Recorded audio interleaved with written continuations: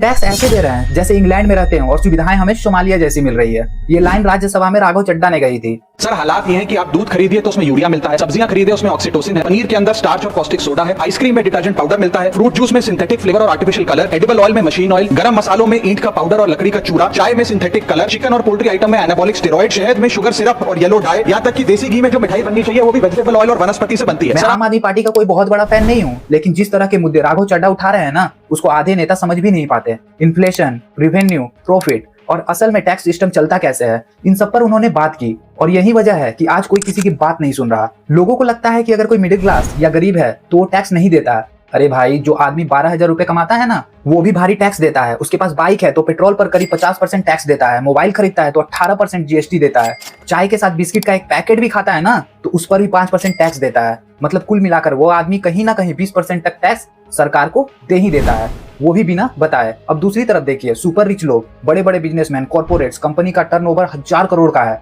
लेकिन दिखाया जाता है कि मुनाफा सिर्फ 50 करोड़ का है। बाकी पैसे कहाँ गए? Flight ticket, 5 star hotel, luxury खर्चे सब एक्सपेंस में डाल दिए जाते हैं। अब 50 करोड़ के मुनाफे पर 25% टैक्स लगा, यानी करीब 12 करोड़। अब हिसाब लगाइए, 1000 करोड़ की कमाई पर टैक्स दिया गया सिर्फ 1 से 1.5%। और मजे की बात यह है कि इन्हीं लोगों को ज्यादातर सुविधाएं भी मिलती हैं, क्योंकि उनके ज्यादातर खर्चे पहले ही एक्सपेंस में दिखा दिए जाते हैं, जहाँ टैक्स लगती ही नहीं, ऊपर से उनकी पहुंच भी काफी ऊपर तक होती है। अब गरीब आदमी का क्या?